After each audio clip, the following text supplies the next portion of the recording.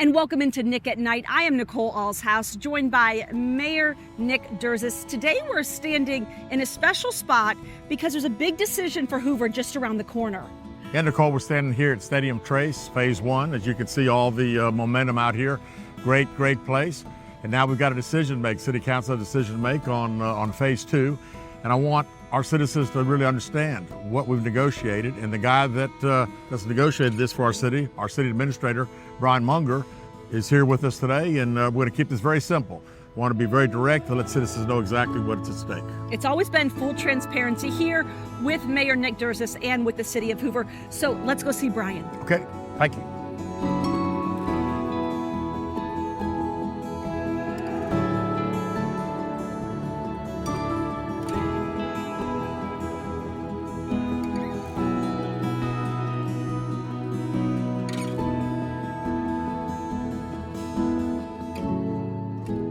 Now we're here with our City Administrator, Brian Muenger. Welcome into you, Brian. Thanks for being here. All right. Thank you, Mayor. Thank you, Nicole. So here's my question, and I think everybody at home would like to know this too. We look around this land behind us. This is prime land right off 459, but the question remains, why is nobody built on it?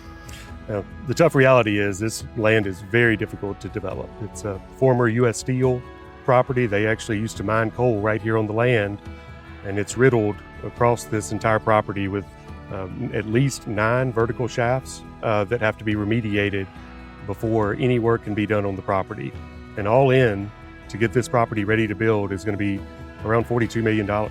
So when you say $42 million, that's before a foundation is ever set, right? It's $42 million just to fix the mines, remediate the stormwater, and get this site ready to build vertically. Wow. So Mayor, when you hear that number, and some people at home may be thinking, what's the deal? Is it a cheap deal versus a cheaper deal? What would you say? Well, I would say that this property has been like this for many years, and it sits behind us. The fact is that this developer is the only one that I'm aware of that actually wants to complete this project. Phase 1, I would say, has been a success. Phase 2 down here, when Brian talks about the mine shafts and all the issues with the piece of property, I would say that if this deal doesn't happen, it's probably going to be a long time if one ever does develop. So the question then remains, it's not between, is it a cheap deal or cheaper deal? It's either this deal or no deal. No question about it. Absolutely. No question. Okay. So of course that begs the question, Brian, what is the city actually spending? Yeah, so out of pocket, the city would spend under the proposal $4 million. And that goes directly towards the stormwater fix on this property that fixes the downstream issues in Scout Lake.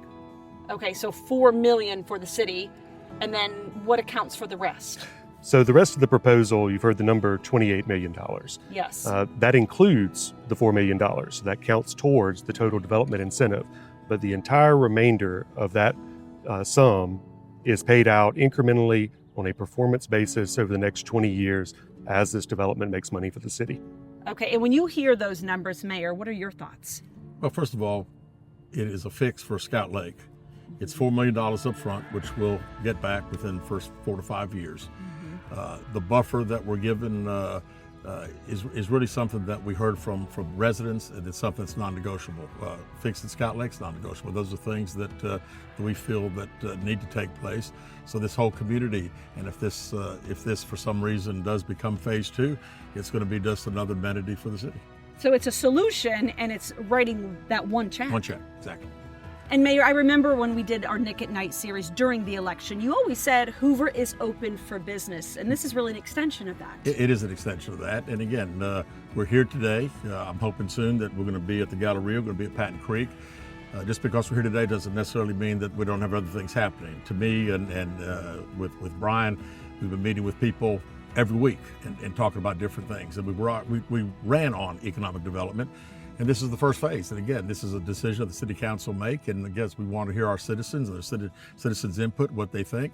But the bottom line is, like Brian said, when you talk about a developer that's going to have to spend the kind of money that's going to have to spend just to get it pad ready, not a lot of people want to do it. It's a big investment. Big investment. And Brian, I think a really common question, at least if I was home watching this, would be what comes back to the city of Hoover? Yeah, so the city has to get a return on its investment, obviously. So What comes back to the city under the proposed deal that we have on the table is about $27 million over the next 20 years. And that's comprised of property tax, sales tax, and lodging taxes off what will eventually be built here.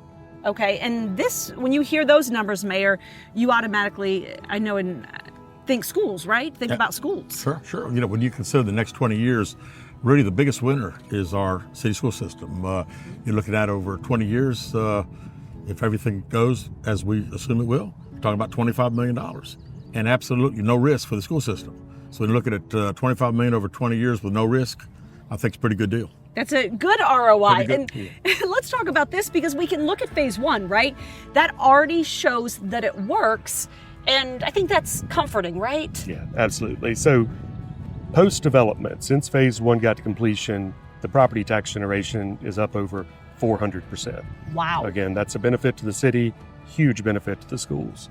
And it's generated between property taxes and sales taxes over $17 million for the city just since it's been open. So we need to think about this. It's not a sprint, it's a marathon. Absolutely. These are seeds that you plant that eventually grow into really great tax producers and employers for the city. And of course, so many of you at home probably thinking, what goes on the land? So Brian, let's start with that. Yeah.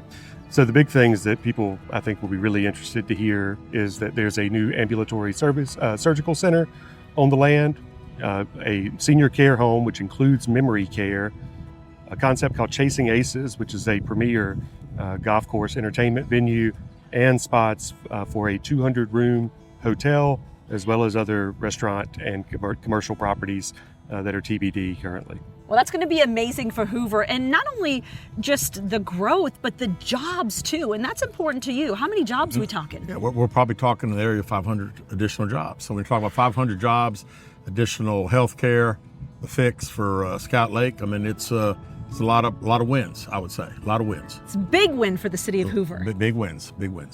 And Brian, this plan also extends Peridot Place over to Brock's Gap Parkway, correct? Yeah, so the new road that connects over to Brock's Gap does a couple things for the development in the community. One, it provides a direct point of ingress and egress to all the communities back towards the Met. All those new neighborhoods, the growth that we have back there, they will have a direct path in and out. It also allows a second emergency path for people that would have the ability to exit the neighborhood if there was a blockage on Stadium Trace. And with the kind of uses we have here, things like a surgical center, memory care, we know that's very important. And Mayor, it's important to emphasize to everybody watching at home, this is not final yet, correct? Correct. There's a public hearing on July 13th, Monday night, July 13th, which is our city council meeting, and public will be heard. I would also say to individuals, if you'll go to hooveralabama.gov, we've got this entire script, I'll call it, that's out there that shows exactly what the city's getting, what we're doing, what Broad Metro's doing. So individuals can take a look at it, dissect it, and they can send in questions to the city council members through that website, and they'll get a response. You may want to get a response prior to that Monday, July 13th. But July 13th, people will be able to speak, the council will talk, and hopefully that night we'll have a vote, and we'll see what happens. Okay, so July 13th, mark that on your calendar. Also, Mayor, one last time, the website so people can write it down. Yeah, it is hooveralabama.gov. hooveralabama.gov. Brian, we so appreciate your time. We thank you for being here. Thank you, Nicole. Thanks, Brian. Appreciate it, buddy. Yes, sir. And Mayor, you don't get to leave yet because we've got to talk quickly as we close about the big fireworks, all the big show for 4th of July. Yeah, well, when this airs, it's done. So I want to say congratulations to everybody that came out. It's the biggest thing that we've ever done at the Met for July 4th. We had our own Chris Richards playing for the USA Soccer. Amazing that we had been talking about having this fireworks and having a big show for the 250th anniversary and celebration of our nation, but also to have the USA playing that night and then have one of our own Chris Richards playing. Unbelievable. And then, of course, who can stay? We had the Guinness Book of World Records, right? Guinness Book of World Records. We had lots of things happening. It was a great night and a great celebration. Biggest thing we've ever done. Biggest fireworks in our history. What a culmination. I was going to say, on top of the 250th, I mean, this is something for you as mayor. You want Hoover to be a destination, right? We do want to be a destination. You know, people talk about Coleman, Alabama, being a destination for Christmas. And I want Hoover, Alabama to be a destination for the 4th of July. And we had a heck of a time, and I think our staff is so excited that I think they want to do bigger and better, and I'm not sure how much bigger and better we can do, but bigger and better for next year. So we're excited about it. Thank you so much, Mayor. We certainly appreciate your time. Thank you. And don't forget to tune in every single month for Nick at Night with Mayor Nick Derzis right here in Hoover, Alabama. We'll see you next time.